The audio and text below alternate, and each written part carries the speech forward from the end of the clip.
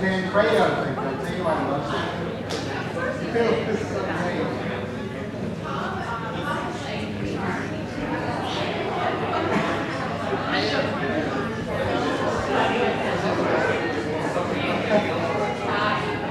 No, I like this Jean Valjean.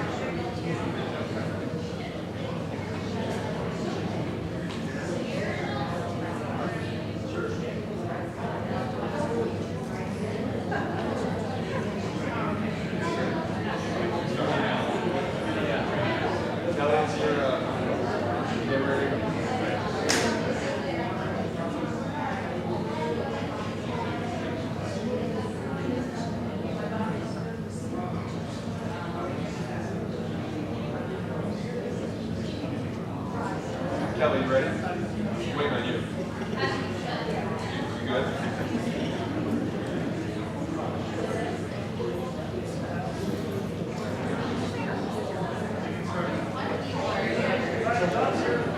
We're good?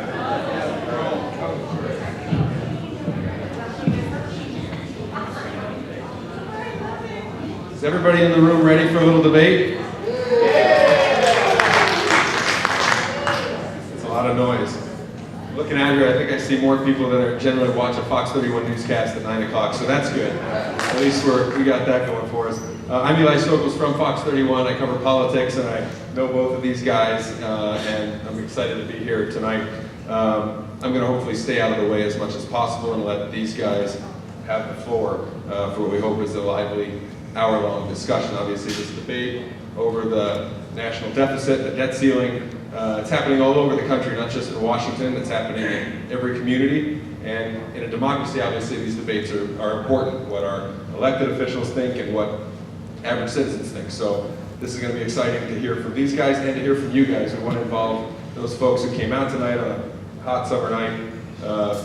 If you have questions, at some point we're going to get to some of those, so it'll be as easy as just raising your hand and walking to the front and shouting at either of these guys. And hopefully you'll get what you want. Without further ado, Senator Sean Mitchell from Broomfield challenged Denver Post columnist Mike Litwin to this debate after a column that Mike wrote about the debt ceiling. And so, Sean, this being your idea, we're going to let you go first. Both these guys are going to have a 5-minute opening statement, and we will just see where it goes from there. Sean, the floor is yours. Thank you, Eli, and thank you, friends, for being interested in politics and civics and self-government, and for coming out. We are experiencing some of the symptoms of a public establishment that doesn't have the money to run the air conditioning, so we will do our best to bear with tonight. This is a joint production of the Colorado Senate, the Denver Post, Fox News 31, and the World Wrestling Federation. And I apologize in advance for perhaps some false marketing, because even though this was billed as the debt ceiling slam down, in fact, I've known Mike for a number of years, and his tongue is gentler than his pen, and the only time I really get angry is when I'm debating colleagues in the Senate. So tonight is likely to be a more measured discussion. I need to start off with a few points. This is a debate that centers on the issue of whether and under what conditions to raise the debt ceiling of our nation. But it's really just another front in a long-going debate about the size and the scope of our federal government. The core of this is, how big should our government be? How big should it grow? What's its proper role? What are its proper limits? And is it exceeding those limits to the detriment of our quality of life, our economy, and our growth and our opportunity? Now, in that struggle, in that tug of war, of course, the current debate is we've hit the $14 trillion debt limit governing the United States. And while the debt limit has been raised a number of times in the past, there are some misrepresentations. It's not always routine. There's sometimes contentious debate. Back in 2006, every Democrat in the Senate, and I believe most in the House, voted against raising the debt limit. Famously, President Barack Obama, then Senator Barack Obama, said that we were having this discussion, it represented a failure of leadership. It represented the inability of the most powerful nation on earth to pay its bills, and instead to kick the can down the road and burden our children and our grandchildren and our great-grandchildren. And now he's on the other side of that issue, of course. But while the president has a different position and says, well, I was wrong then, his reasoning actually resonates. And it not only resonates, but this isn't simply tit for tat and a reversal, because conditions are different now. The last several years have shown us a number of things. As we look at Greece, as we look at the fiscal crisis in the States, we recognize governments really can run out of money.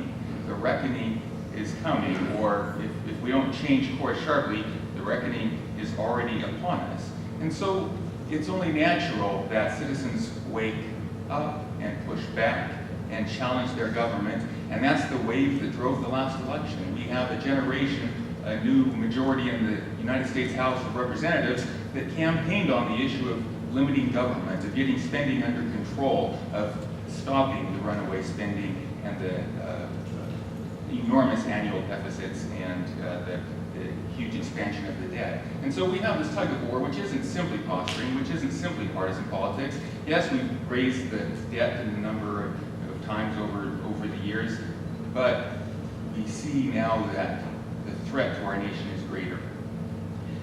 There's also a lot of false rhetoric back and forth, or I should say mainly coming from one direction. And that's what started, actually, this debate and this little tension between my good friend Mike and me. He wrote a column basically saying Republicans want to default on the debt, the most powerful rich nation in history. It's crazy. They're stupid. They're really stupid. Republicans are really stupid. I never thought they were that stupid, and David Brooks thinks they're stupid too. And I took issue with Mike equating a debate over whether and under what conditions to raise the debt limit with the separate issue of defaulting on our bonds, on the legal obligations of the United States government. There is a difference.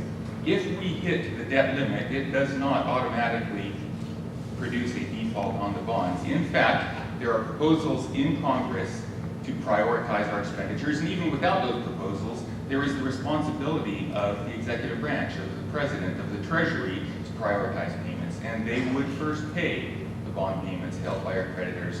I imagine they would next pay Social Security. I imagine they would next pay things like Medicare and veterans benefits. My point being that the worst parade of horribles that some demagogic leaders conjure up are in fact choices within their own control. When they say, if we don't raise the debt limit by August 2nd, what they're really saying is, I am holding a gun to the head of vulnerable constituencies in the United States, and if you don't give me my debt increase, I will pull the trigger. Republicans say we need to have serious spending cuts. We need to stop the dramatic rise of our federal budget, and we need to do it without tax increases because the federal government already controls far too much of our economy. And on that point, I'll have to look forward to your questions and back and forth. Man, I'm in the pro-gun community now. I knew that would happen. The size and scope of the government, of course, is an important issue here, as Sean says. But the issue itself, I think, really is the raising of the debt ceiling, and I think Sean mischaracterized what I said, or maybe misunderstood, because I didn't say Republicans are stupid. I mean, we're up here, the gang of three, and at least one of us is Republican, and a very bright one. And I think that failing to raise the debt ceiling is stupid. And I don't think that it's demagoguery to say so. I think that not just I've said so, but all the leading bond people, S&P, Moody's, J.P. Morgan, they all say so. John Boehner, the Speaker of the House, has said so. Mitch McConnell, the minority leader in the Senate, has said so.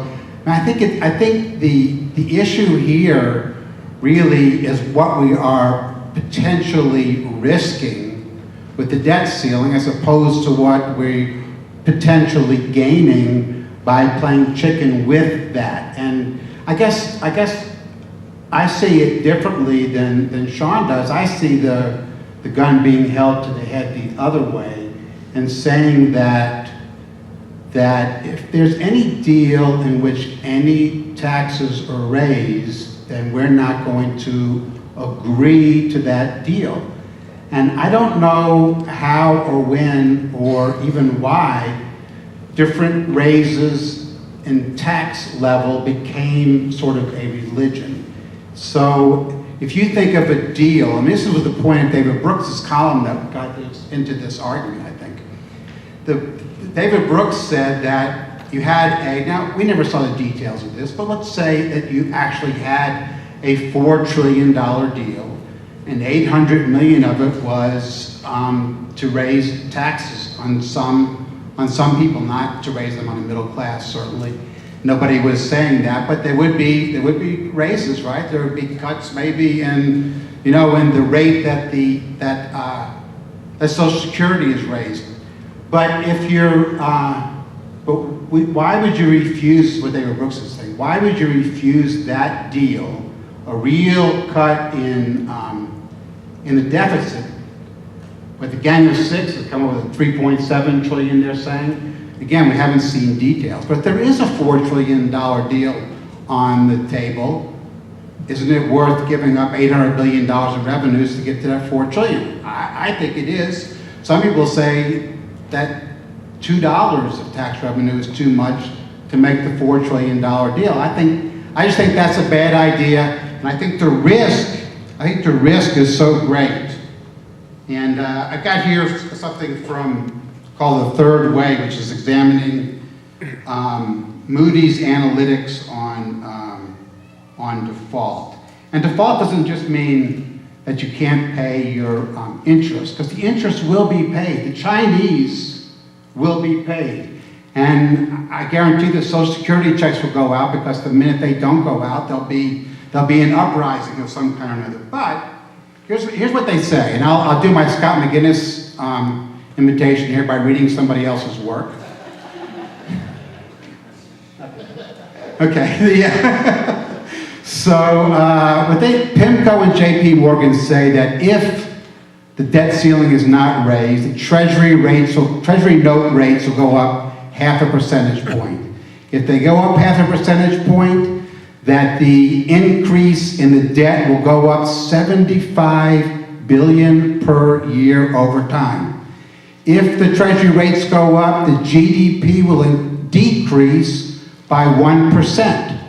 For every 1% decrease, 640,000 jobs will be lost.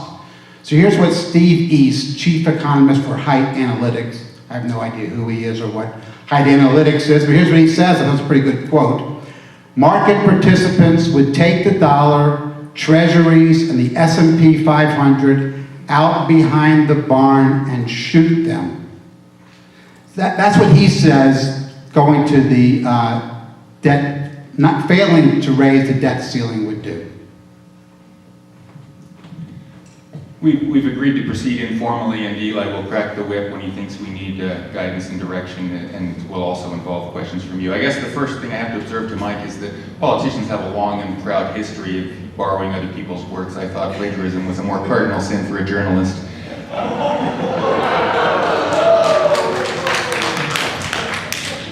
So it is. I need to make, first of all, a point about sort of honesty and candor in the discussion, and not as opposed to dishonesty, but truth in labeling, and then a political observation. I appreciate Mike acknowledging that we will not default. I presumptuously think that maybe our back and forth has something to do with that slightly different angle on his narrative.